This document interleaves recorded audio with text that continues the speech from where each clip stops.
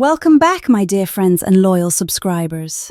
If you watched the first part of The Subtle Art of Not Giving a Fuck, you already know we dove into some seriously deep territory. But trust me, what I'm about to share with you today? This is where Mark Manson really blows your mind. In the last video, we started exploring the role of suffering in human life. Today, we're going deeper into the practical side of this philosophy. This is the stuff that will actually change how you make decisions in your daily life. When I first read this section, I literally had to stop, put the book down and just sit with it. I told myself, this is dangerous. This wisdom is almost too powerful.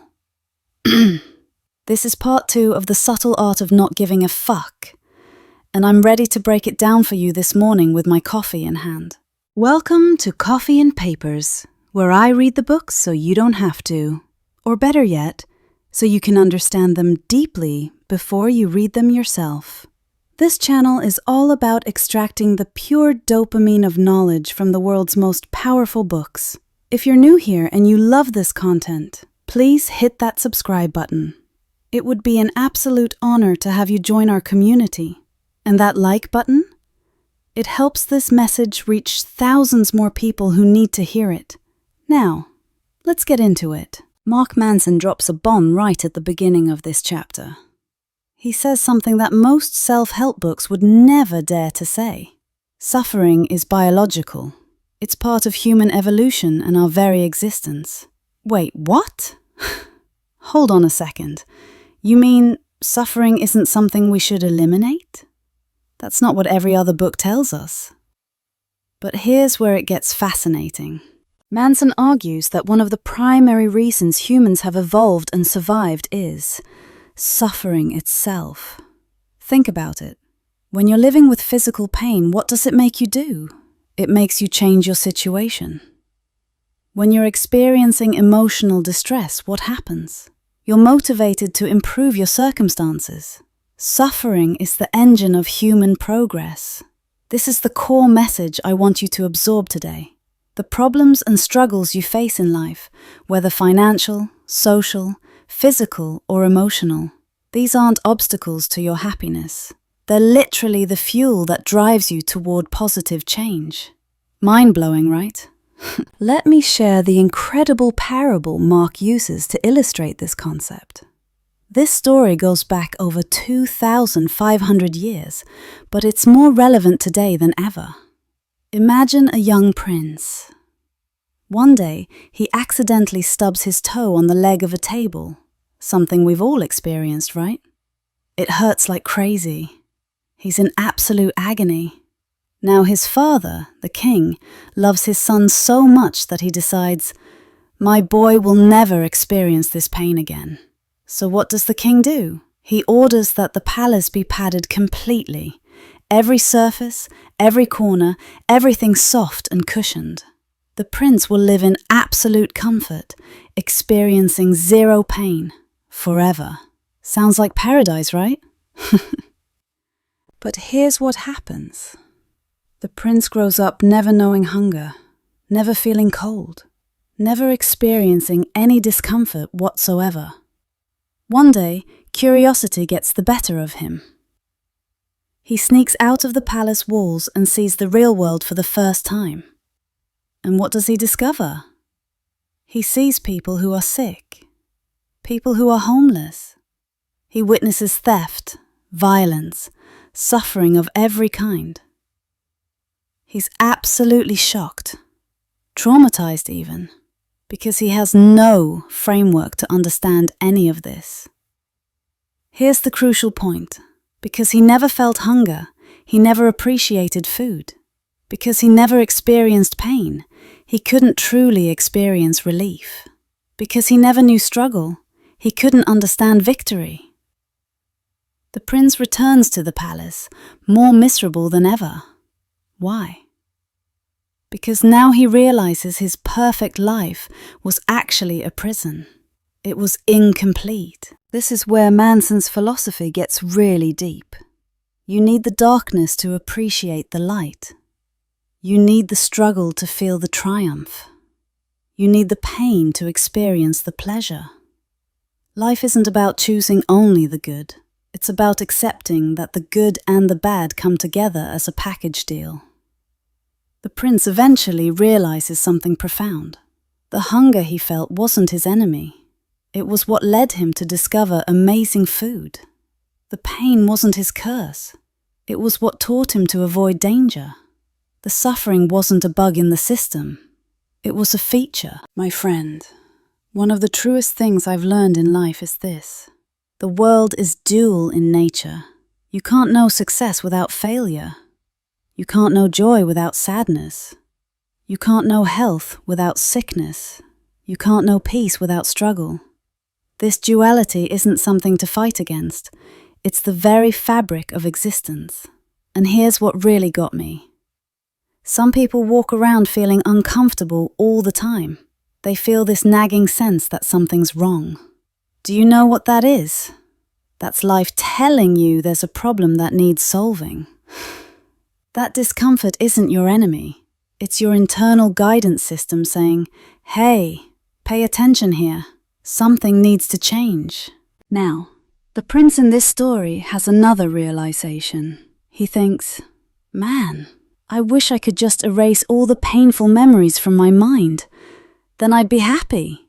But Manson destroys this fantasy brilliantly. He asks, what if you had no painful memories? What if you couldn't remember that time you touched a hot stove? Or that relationship that broke your heart? Or that business failure? You'd keep making the same mistakes over and over again. Your painful memories aren't there to torture you. They're there to protect you.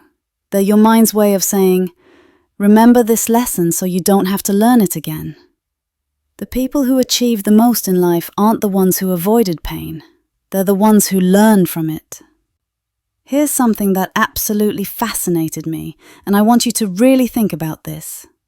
Problems are completely relative. The problems I stressed about 10 years ago in high school, honestly, they seem laughable to me now.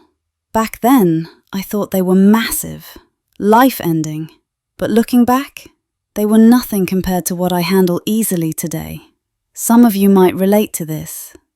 You're stressed about your boss giving you a hard time, or a friend not texting you back, or missing out on some opportunity. Meanwhile, someone else is dealing with serious illness, or losing their job, or going through a devastating breakup. Neither person's pain is invalid, but it shows us something important.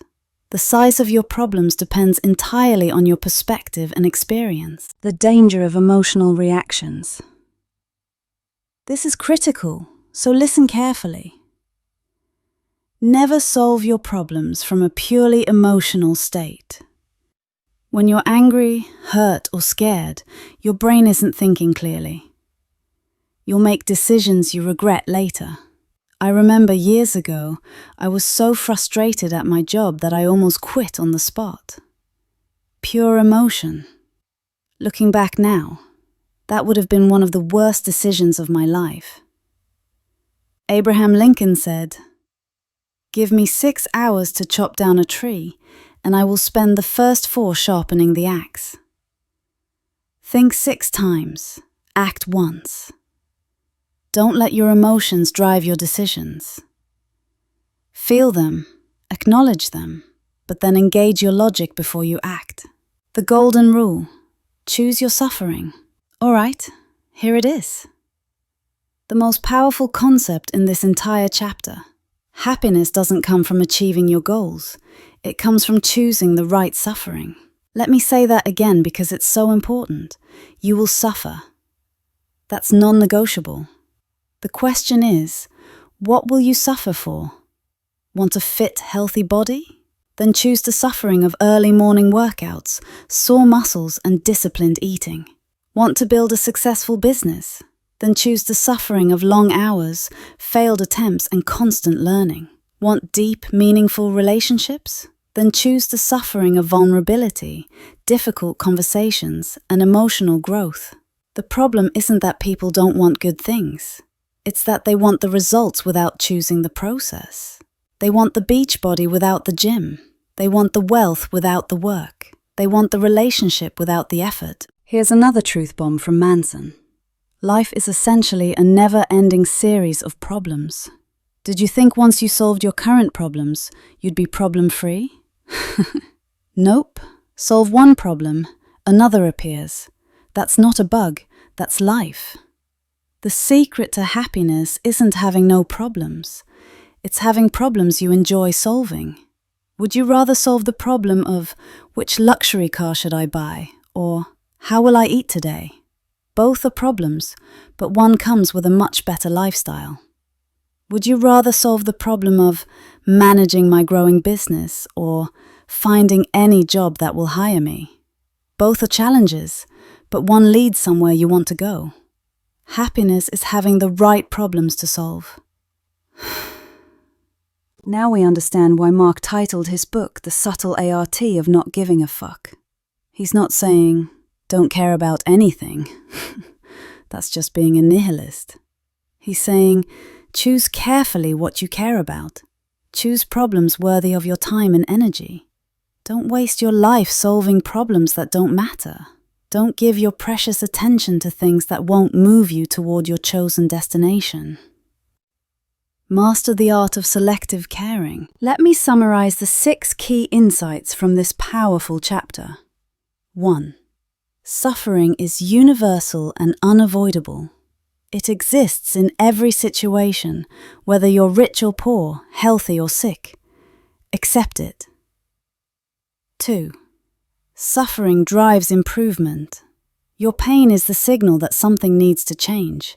Listen to it. 3. Life is a series of problems.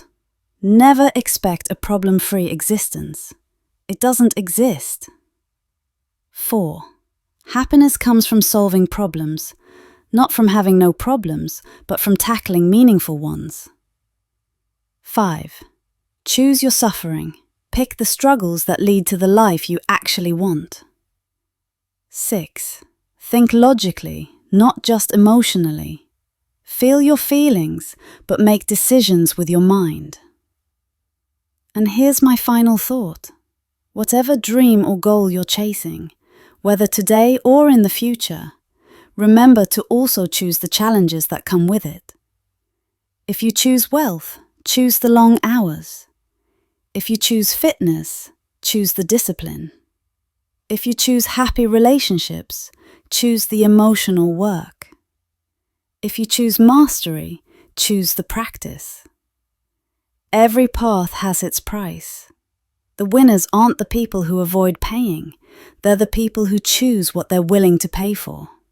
And that, my friend, is chapter 2 of The Subtle Art of Not Giving a Fuck. I have to know, what did you think? Did this chapter hit you as hard as it hit me? Drop your thoughts in the comments. I genuinely want to know if this resonated with you. If you found value in this video and you know someone who needs to hear this message, please share it with them. And don't forget to follow us on all social media platforms. You'll find all the links in the description.